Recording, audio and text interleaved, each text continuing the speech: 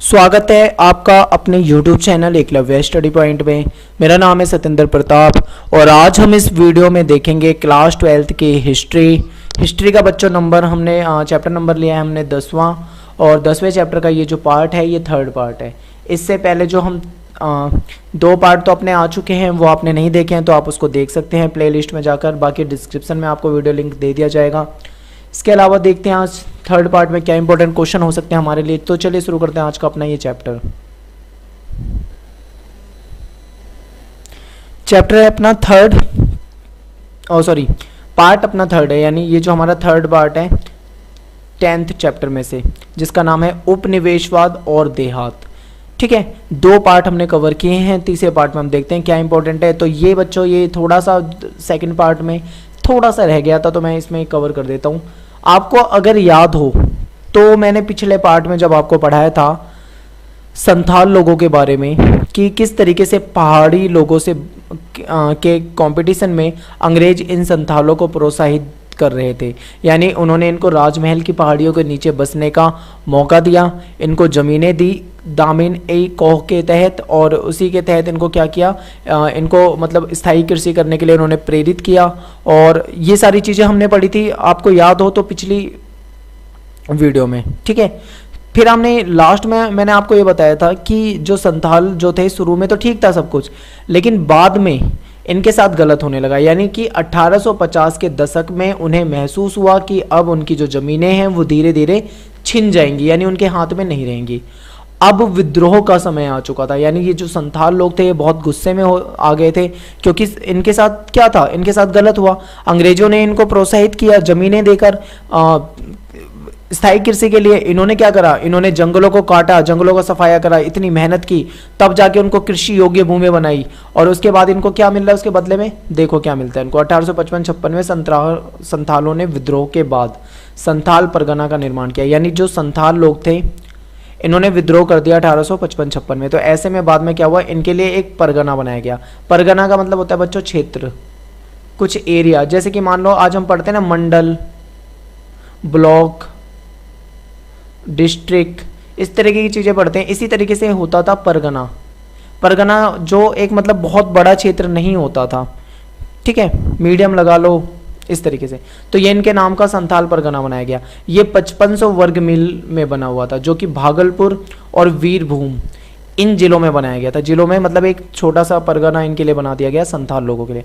अंग्रेजों ने ये सोचा कि संथाल लोग जो हैं परगना बनाने के बाद खुश हो जाएंगे और विशेष कानून जो लागू कर दिए गए थे उससे संथाल संतुष्ट हो जाएंगे। ठीक है, ऐसा अंग्रेजों ने सोचा। और ये क्या हो रहा था इनके साथ, गलत क्या हो रहा था कि अंग्रेजों ने क्या करा था, इनका जो टैक्स था यानी जो राजस्व था, राजस्व बढ़ा दिया था। इससे राजस्व नहीं चुका पा रहे थे, ना चुका पाने में इनकी ज़मीनें क्या होती थी, छीन ली जाती थी। और जमींदार वगैरह भी इस पे अपना हक जताते थे, साहूकार वगैरह इनको अधिक ऊंची कीमत पे मतलब ब्याज पे पैसे देते थे। तो इसलिए इनके लिए जो समस्या थी वो हर तरफ से आ रही थी। तो ये सब हुआ। ये लास्ट पार्ट का थोड़ा सा हिस्सा बचा हुआ था, तो यहाँ से आपको ये कवर हो जाएगा। और अब देख लेते हैं अपना थर्ड पार्ट का इंपॉर्टेंट टॉपिक। तो ये है बुकानन का विवरण। ये जो अंग्रेज अधिकारी था, कर्मचारी था बुकानन, ये विभिन्न जगहों में घूमने जाता था, वहाँ पे सर्वे करता था, वहाँ पे ज़मीन वगैरह के बारे में देखता था, संसाधनों को देखता था, कौन सी चीज़ें इंपॉर्टेंट हो सकती हैं उन सारी चीज़ों को देखता था और उनकी जानकारी ब्रिटिश शासन को देता था। तो बुकानन ने जो भी जहाँ पे भी गया वहाँ पे जो देखा उसका विवरण लिखा। ठीक है, तो हम उसके विवरण पे एक तरफा विश्वास नहीं कर सकते। हालांकि इतिहास पढ़ने के लिए हम इसके विवरण का उपयोग तो कर रहे हैं, लेकिन इस पे एक तरफा हम विश्वास नहीं कर सकते। क्यों नहीं कर सकते विश्वास? बिकॉज उसके पीछे जो रीज़न है वो रीज़न ये है कि ये जो बुकानन था ये अंग्रेज अधिकारी था। ठीक है, ये इसकी नौकरी थी, यानी ये इसको इस काम के लिए पैसे मिलते थे। ये जहाँ पे भी जाता था सैनिक वगैरह लेके जाता था और इस पे जो खर्चा आता था वो सारा ब्रिटिश जो अधिकारी थे वो उसका खर्चा वहन करते थे, यानी कंपनी इसका खर्चा वहन करती थी, खर्चा भरती थी। तो इसलिए फिर इसको क्या करा गया था, ये मतलब उनका नौकर समझो, ये उनका नौकर था। इसको बताया गया था कि तुझे क्या देखना है और कैसे देखना है और उसके बारे में क्या लिखना है, सारी चीज़ें इसको बताई गई थी। तो इसीलिए ये हर चीज़ को अलग नज़रिए से देखता था। बुकानन ने जो विवरण दिया उस पर विश्वास नहीं करना चाहिए, क्योंकि वह कंपनी का कर्मचारी था। वह कंपनी के लिए सर्वेक्षण यानी सर्वे के उद्देश्य से यात्रा करता था। बुकानन को साफ साफ हिदायत दी गई थी कि उसको क्या देखना है।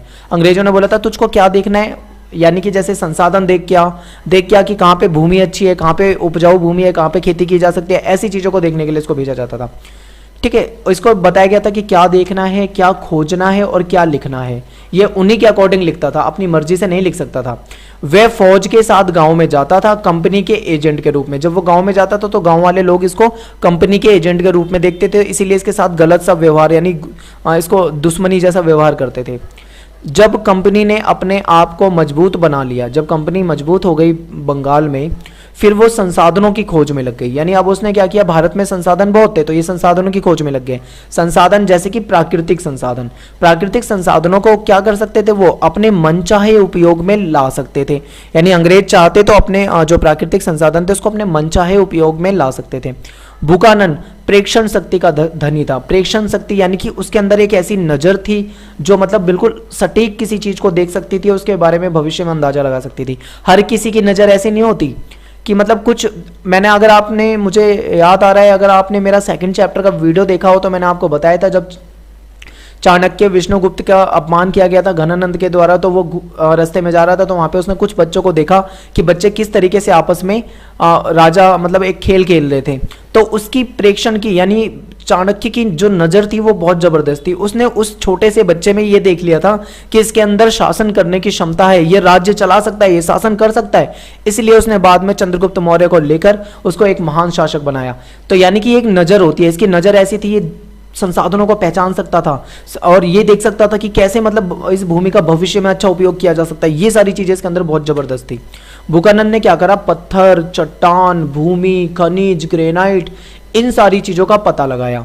और बुकानन किसी भी भूदृश्य के बारे में लिखता था तो वो ये भी लिखता था, मतलब किसी भी चीज़ के बारे में लिख रहा है ना तो वो ये जरूर लिखेगा कि इसमें कैसे हम बदलाव कर सकते हैं, कैसे फेरबदल करके उसको उत्पादन बढ़ा सकते हैं। मान लो उसने कोई ज़मीन देखी, ज़मीन देखने के बाद उसे लगा यार ये तो मतलब ऐसे ही पड़ी हुई है, इसमें तो कोई खेती नहीं कर रहे, परती पड़ी हुई है। तो उसने अंदाजा लगाया कि इसको हम कैसे बदल सकते हैं, इसमें जाल झंकार जो भी पेड़ पौधे उसको काटो और उसको क्या है कृषि योग्य भूमि बनाओ। मतलब भविष्य के बारे में सोच सकता था कि उस चीज़ से कैसे बेनिफिट लिया जा सकता है भविष्य में, इन फ्यूचर। तो ये हो जाएगा। इसके बाद देखो कौन सी फसलें उगाई जा सकती हैं, इस चीज़ पे भी ध्यान देखता था वो। कौन से पेड़ काटे जाने हैं और कौन से पेड़ उगाए जाने हैं, इन सारी चीज़ों पे ध्यान रखता था। वह वनों को कृषि योग्य भूमि में बदलना चाहता था। इसे जंगलों से बड़ी नफरत थी, जंगलों को काट कूट के ये खेती योग्य जमीन बनाना चाहता था। और ये वनवासियों का, जो जंगलवासी थे, पहाड़ी लोग थे, उनकी जो जीवन शैली थी, जो मतलब उनका लाइफस्टाइल था, उसका आलोचक था। क्योंकि वनवासी कैसे रहते थे, ये कहता था ये असभ्य है, शिकार करते हैं और झूम खेती करते हैं, गलत, मतलब ये सारी चीज़ें उसको गलत लगती थी। देहात में विद्रोह, बंबई दक्कन। अब देखते हैं कि जो दक्कन की बात करने हम बात करते हैं, देखो हम इस तरीके से मैप बनाते हैं ना भारत का, तो आप देखते हो तो ये जो है बच्चों, ये है उत्तर भारत, ये जो मैंने बनाया है। इसके बाद अगर हम बात करते हैं दक्षिण भारत की, तो दक्षिण भारत का मैप कुछ इस तरीके से बनता है। यहाँ पे श्रीलंका है, फिर यूं गुजरात वगैरह का एरिया आ जाता है। तो ये जो हिस्सा है ना, ये सारा का सारा दक्षिण भारत में, वैसे ये तो मध्य भारत में आता है एमपी वाला, लेकिन इसके बाद का जो हिस्सा है वो दक्षिण भारत का माना जाता है, दक्षिण भारत का, जिसमें बम्बई, महाराष्ट्र वगैरह ये सारी चीज़ें आ जाती है। तो इसके बारे में कुछ बताया गया है आपको, इसके बारे में हम थोड़ा सा रीड करते हैं, समझने का प्रयास करते हैं। तो बच्चों यहाँ पे क्या है कि 19वीं शताब्दी के दौरान भारत के विभिन्न प्रांतों में किसानों ने साहूकारों और अनाज के व्यापारियों के विरुद्ध अनेक विद्रोह किए। और ये देखो, किसान जब विद्रोह कर रहे हैं तो इसके पीछे रीजन क्या होगा, रीजन ये होगा कि किसानों का शोषण हो रहा होगा, यानी इनको सताया जा रहा होगा, इनके साथ गलत हो रहा होगा। इसीलिए जब बहुत ज़्यादा गलत होता है तो गुस्सा बहुत ज़्यादा पनपता है और ऐसे में विद्रोह होता है। तो यानी कि विद्रोह किसके खिलाफ हो रहा है, साहूकारों के खिलाफ और अनाज के व्यापारियों के खिलाफ। कौन कर रहा है विद्रोह, किसान कर रहे हैं। ऐसा कहाँ पे हुआ, दक्कन में हुआ। कब हुआ, 1875 में हुआ। कितनी सारी बातें मैंने आपको सिर्फ और सिर्फ इन 3 लाइनों में समझा दी है। यानी कि किसानों ने विद्रोह कर दिया 1875 में साहूकारों और अनाज व्यापारियों के खिलाफ। बस अब चलते हैं हम आगे, क्यों किया, कैसे किया, ये सारी चीज़ें आपको मैं यहाँ पे बताऊंगा, लेकिन आप इन सारी पॉइंटों को ध्यान से सुने और समझे। लेखा बहियाँ जला दी गई। जो लेखा बहियाँ, जो मतलब जिसमें वो चीज़ें लिखी होती थी इनके बारे में, इन्होंने ब्याज पे पैसा लिया, वो रकम वगैरह, वो सारी चीज़ें जला दी गई। आंदोलन जो था बच्चों, ये पूना, जो आज के टाइम पे जिसको पुणे कहा जाता है, यानी पूना के एक गाँव था, पूना में एक गाँव था सूपा। इस सूपा गाँव में एक मंडी थी, वहीं से ये आंदोलन चालू हुआ था 12 मई 1875 को शुरू हुआ था। ठीक है बच्चों, यहाँ अनेक व्यापारी और साहूकार रहते थे। यहाँ पे बहुत सारे व्यापारी लोग रहते थे, बहुत सारे साहूकार रहते थे, और आसपास के किसानों ने इकट्ठे होकर साहूकारों को वही खाते ऋणबंधों की मांग करते हुए हमला, बही आएगा ये, ठीक है, बही खातों की मांग करते हुए जो ऋणबंध थे उनको जला दिया, हमला कर दिया उन पे। देखो कैसे, मैं आपको समझाता हूँ। किसान क्या हुए, बहुत ज़्यादा परेशान थे साहूकारों से, व्यापारियों से, गुस्से में थे। 12 मई 1875 को सारे किसान इकट्ठे हुए, गए व्यापारी और साहूकार के पास। उन्होंने उनके पास जाकर जो बही खाते थे, बही खाते में क्या होता था, किसान कर्ज लेता था, तो कर्ज लेता था तो वो एक जगह पे लिखा होता था सब कुछ, और यहाँ पे किसान से अंगूठा लगवाया जाता था, तो वही होता था उनका बही खाता वगैरह। तो उस बही खातों की मांग करी और उसके बदले हमला करा। बही खाते क्या करे, इन्होंने जला दिए। अनाज की जो दुकानें थी बच्चों, अनाज की दुकानें इन्होंने लूट ली। साहूकार जो लोग थे, साहूकारों के घर में गए और उनके घरों में आग लगा दी इन्होंने। पूना से विद्रोह जो था वो अहमदनगर में फैल गया, और ये विद्रोह बहुत फैला। 6500 किलोमीटर एरिया इसके चपेट में आ गया। 6500 किलोमीटर एरिया बच्चों बहुत ज़्यादा होता है, 6500 किलोमीटर का एरिया बहुत ज़्यादा होता है। 30 से अधिक गांव इससे प्रभावित हुए, और साहूकार जो थे वो घबरा गए, कुछ तो डर के मारे गांव छोड़कर भाग गए, और जो उनकी संपत्ति, पैसा, धन दौलत थी वो छोड़ गए। अंग्रेजों ने सेना बुलाकर इन पे काबू पाने का प्रयास करा, लेकिन इतना आसान नहीं था इन पे काबू पाना, क्योंकि ये जो विद्रोह था इन्हें 1857 के विद्रोह की याद दिला रहा था। ये विद्रोह था 1857 का विद्रोह, इनको याद आ रहा था अंग्रेजों को। ऐसे में सेना आई, लड़ाई झगड़ा चला और 95 लोगों को गिरफ्तार किया गया। इस तरीके से कहीं ना कहीं उस विद्रोह को दबाने का प्रयास किया गया अंग्रेजों के द्वारा। अब यहां से शुरू होता है एक नया टॉपिक, जिसको हम बोलेंगे एक नई राजस्व व्यवस्था, एक नया टैक्स सिस्टम। टैक्स सिस्टम आपको पता ही है, इन्होंने इस्तमरारी बंदोबस्त 1793 के आसपास जो लागू किया था, जिसके तहत जमींदारों की जमींदारी नीलाम वगैरह हो रही थी, सारा हमने पहले पार्ट में पढ़ा था। अब उसी टैक्स व्यवस्था से थोड़ा सा अलग पढ़ते हैं कि इन्होंने कैसे अलग टैक्स व्यवस्था बनाई अलग जगह पे। तो ब्रिटिश शासन जो था वो जैसे जैसे बंगाल से भारत के दूसरे राज्यों में फैला, शुरू में तो ये बंगाल में आए थे, लेकिन बंगाल में जब इन्होंने स्थापित कर लिया कंपनी को, बाद में दूसरे राज्यों में फैलने लगा। फिर इन्होंने राजस्व की नई प्रणाली लागू की जाने लगी, यानी टैक्स की जो व्यवस्था थी वो नई व्यवस्था लागू की। 1810 के बाद खेती तथा उपज की कीमत क्या हुई, बढ़ गई। 1810 के बाद खेती की कीमतें इन्होंने बढ़ी। और हमने क्या पढ़ा था, जब ये 1793-97 वाला ये जो इस्तमरारी बंदोबस्त था ये जब लागू हुआ था, उस टाइम पे क्या हुआ था बच्चों, उस टाइम पे जो कीमतें थी बहुत कम थी, लेकिन अब हम पढ़ रहे हैं 1810, यहाँ पे कीमतें जो हैं वो बढ़ रही हैं। जमींदारों की कमाई बढ़ने लगी। जब क्योंकि देखो, अगर हम बात करें बंगाल की, तो बंगाल में क्या हुआ था कि इन्होंने टैक्स जो था इस्तमरारी बंदोबस्त के तहत फिक्स कर दिया था, यानी एक फिक्स राशि थी जो जमींदार को देनी थी, लेकिन कीमतें बढ़ गई तो जाहिर सी बात है पैसा बढ़ेगा। अब अंग्रेज फिक्स राशि को अलग से छेड़छाड़ कर नहीं सकते थे, क्योंकि उन्होंने बोल दिया भाई तुम्हें 100 रुपया देना है तो 100 रुपया देना है, उसके बाद बेशक से वो 100 की जगह 500 कमाए। मान लो उसने 500 रुपये का टैक्स इकट्ठा करा, अंग्रेजों को 100 देने थे, यानी 400 रुपये उसने कमा लिए। कुछ इस तरीके की चीज़ें होने लगी। तो इस्तमरारी बंदोबस्त के तहत राशि जो थी वो निश्चित थी, तो अंग्रेज बढ़ी हुई कीमत में हिस्सा नहीं ले सकते थे। अंग्रेज ने सोचा कि अपनी आय कैसे बढ़ाएं, उन्होंने सोचा अपने वित्तीय संसाधन को कैसे बढ़ाएं, उन्होंने सोचा कि भू राजस्व टैक्स बढ़ाना चाहते थे, वो टैक्स बढ़ाना चाहते थे, नई व्यवस्था लागू करना चाहते थे। इन्होंने क्या करा, दक्कन में अपनाई गई राजस्व प्रणाली को रैयतवाड़ी कहा जाता है। इन्होंने यानी दक्षिण भारत में एक अलग, यानी बम्बई बोलते हैं, आज के टाइम पे मुंबई है, उस टाइम पे बॉम्बे बम्बई होता था, यानी उन्होंने वहां पे जो टैक्स की व्यवस्था थी एक अलग व्यवस्था लागू की। इसमें राजस्व की राशि जो थी वो सीधा रैयत से ली जाती थी, यानी जो टैक्स लिया जाएगा वो सीधा किसान से लिया जाएगा। लेकिन जो इस्तमरारी बंदोबस्त है उसमें क्या सिस्टम है बच्चों, उसमें जो है सीधा किसान से नहीं लिया जाता टैक्स। कैसे लेते हैं उसमें टैक्स देखो कैसे लिया जाता है बताते हैं। यहाँ पे हैं अंग्रेज, अंग्रेजों को टैक्स देते हैं जमींदार, और जमींदारों को टैक्स देते हैं किसान। यानी कि डायरेक्ट अंग्रेज किसान से नहीं ले रहे, बल्कि अंग्रेज ले रहे हैं जमींदार से और जमींदार ले रहे हैं किसान से, यानी इनडायरेक्टली चल रहे हैं। लेकिन यहाँ पे इन्होंने क्या कर दिया, यहाँ पे सीधा अंग्रेज जो लेंगे टैक्स सीधा किसान से लेंगे, ये वाला सिस्टम अपनाया। भिन्न भिन्न जमीनों से उन्होंने क्या करा, एक सर्वे करवाया जिसमें अलग अलग तरह की जमीनों को जांचा गया, और ये अंदाजा लगाया गया कि इस जमीन से औसत आय कितनी मिलेगी। फिर उन्होंने देखा कि किसान की क्षमता क्या है, उनकी उसकी कैपेसिटी कितनी है टैक्स देने की। इसका अनुमान लगाने के बाद उन्होंने लागू कर दिया ये व्यवस्था। सरकार के हिस्से के रूप में उन्होंने एक अनुपात तय किया। उन्होंने बोला कि भाई जो भी फसल होगी तुम्हारी फसल, उसमें से एक हिस्सा तो हमारे नाम का रख देना, यानी एक अनुपात तय कर दिया, वो अंग्रेजों को देना था। और इसमें यह कहा गया कि हर 30 साल के बाद राजस्व की दरों को बदलाव किया जाएगा, यानी फिर से हर 30 साल बाद सर्वे किया जाएगा और उसके अकॉर्डिंग ही क्या करा जाएगा, राजस्व को बढ़ाया जाएगा, यानी टैक्स को बढ़ाया जाएगा। ये रैयतवाड़ी व्यवस्था है। दोनों में आपको अंतर पता होना चाहिए। राजस्व की मांग और किसान का कर्ज, इसको पढ़ते हैं। पहला राजस्व, ये जो बंबई की बात कर रहे हैं, 1820 में आया, 1820 में यहाँ पे लागू कर दिया गया। राजस्व जो था वो बहुत अधिक था, बहुत ज्यादा था। कई किसान गांव छोड़कर भाग गए टैक्स के डर से। फसल हो या ना हो, बारिश हो या ना हो, मानसून असफल हो जाए, लेकिन टैक्स जो था वो तो भाई वसूला जाना ही है। और गांव पर कई बार ऐसा होता था, टैक्स ना दे पाने के कारण पूरे के पूरे गांव पे जुर्माना लगा देते थे कि भाई इतना जुर्माना समेत दो, और नहीं दे पाए तो जो कुछ फसलें होती थी उन फसलों को छीन लिया जाता था, यानी फसलों को हड़प लिया जाता था। ऐसा गंदा सिस्टम था।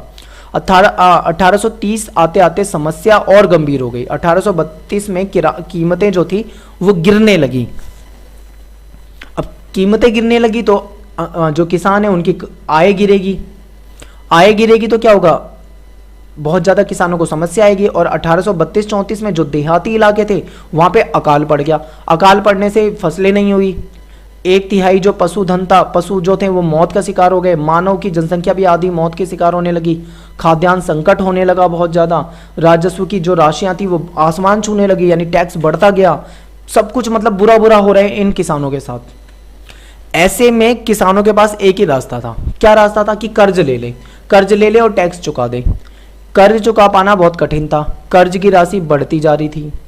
जो ऋणदाता थे, जो कर्ज देते थे, किसान जो थे उन ऋणदाताओं पर निर्भर हो गए थे। अगर ऋणदाता उनको कर्ज देंगे तभी वो आगे चुका पाएंगे। किसानों की जो रोजमर्रा की आवश्यकता थी उसके लिए भी उनको कर्ज लेना पड़ रहा था। यानी किसानों की स्थिति इतनी खराब हो गई थी कि घर के लिए आटा, दाल, चावल, चीनी, मसाले जो भी लेने उसके लिए भी उनको कर्ज लेने जाना पड़ रहा है। इतनी बुरी हालत हो गई थी। 1840 के मध्य में, 1840 के दशक के मध्य में, सॉरी यहाँ पे दशक भी है, 1840 के दशक के मध्य में, यानी बात कर रहे हैं हम 1845 की। 1845 में अंग्रेजों ने महसूस किया कि 1820 में जो उन्होंने राजस्व की दरें लागू की थी वो बहुत ज़्यादा थी।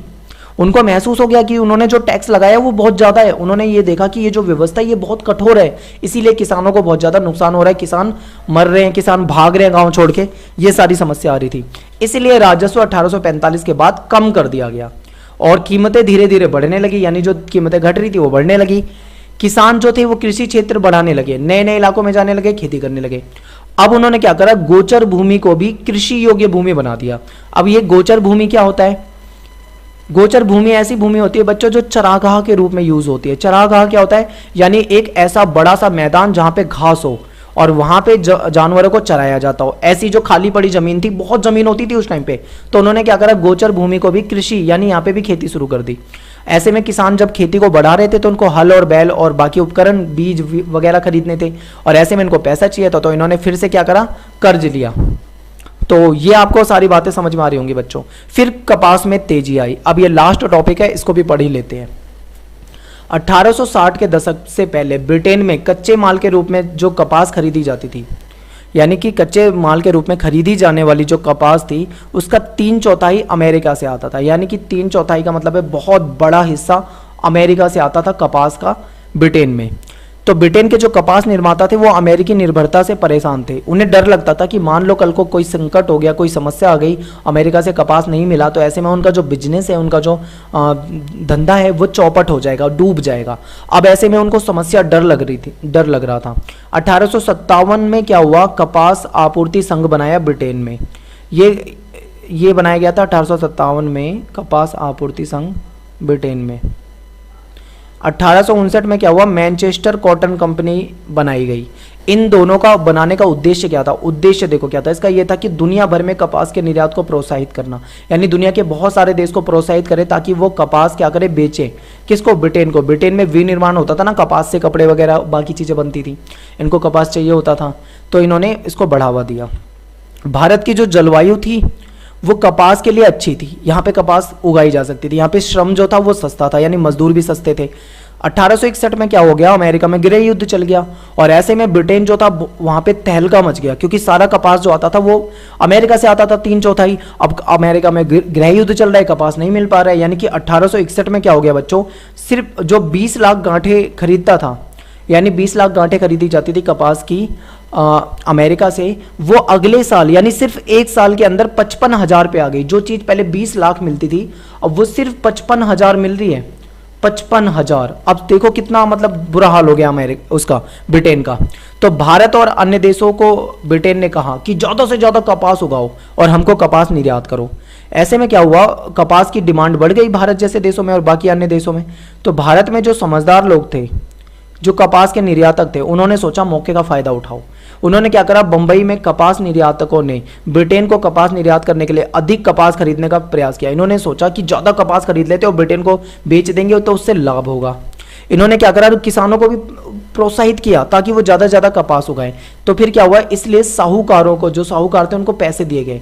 पैसे क्यों दिए गए, क्योंकि जो किसान था वो पैसे लेने के लिए किसके पास आता था, साहूकार के लिए, साहूकार के पास। तो साहूकार को पैसे दिए गए कि कोई किसान आए तो उसको दे, उधार दे, खूब दे उधार, ठीक है, ताकि वो क्या करे, वो किसान जो है, किसान जो ग्रामीण है वो कर्ज लेकर और जो कपास वगैरह उसको उगा सके, क्योंकि जो खेती करने के लिए पैसा चाहिए होता है, हल बैल खरीदने हैं और मान लो कि उसे उर्वरक वगैरह कोई चीज़ खरीदनी हो या कुछ भी अनाज बीज वगैरह कुछ खरीदने हो तो उसके लिए पैसा चाहिए, और पैसा वो साहूकारों से लेते थे ताकि साहूकारों ने ज़्यादा पैसा देंगे तो वो ज़्यादा मोटिवेट होंगे और मेहनत से खेती करेंगे। कपास में तेजी आने के कारण कर्ज आसानी से दिया जाता था। कर्ज आसानी से क्यों दिया जाता है, कर्ज हमेशा उसे दिया जाता है जिससे उम्मीद हो कि हमारा कर्जा वापस दे देगा, ठीक है। अब उन्हें लगा कि भाई कपास में तेजी है, जल्दी से कपास उगाएंगे, बेचेंगे, पैसा आएगा तो हमारा कर्जा वापस दे देंगे, तो इसलिए आसानी से कर्ज देने लगे। किसानों पर बहुत बड़ा असर हुआ क्योंकि उन्हें बहुत आसानी से कर्ज मिलने लगा। अमेरिकी संकट चलता रहा और इसी दौरान बंबई में कपास का उत्पादन बहुत बढ़ गया। 1860 से 64, सिर्फ 4 साल की बात है, इस दौरान भारत में दोगुनी जमीन पे कपास उगाया जाने लगा। मान लो पहले इतनी जमीन पे उगता था तो अब इसको दुगनी यानी और जमीन पे उगाया जाने लगा। 1862 तक ब्रिटेन को कपास का निर्यात जो हो रहा था उसका 90% भारत से जा रहा था, 90% भारत से जा रहा था कपास। बहुत बड़ी बात है ये कि एक साल के भीतर 1861 में अमेरिका में गृह युद्ध चल रहा है और उसके एक साल बाद ही भारत से 90% कपास खरीदी जा रही है, यानी भारत की तो मौज हो गई कपास बेचने के मामले में। लेकिन इसका लाभ सभी को नहीं हुआ, इतनी मौज मत समझना कि इसका लाभ सभी को नहीं हुआ।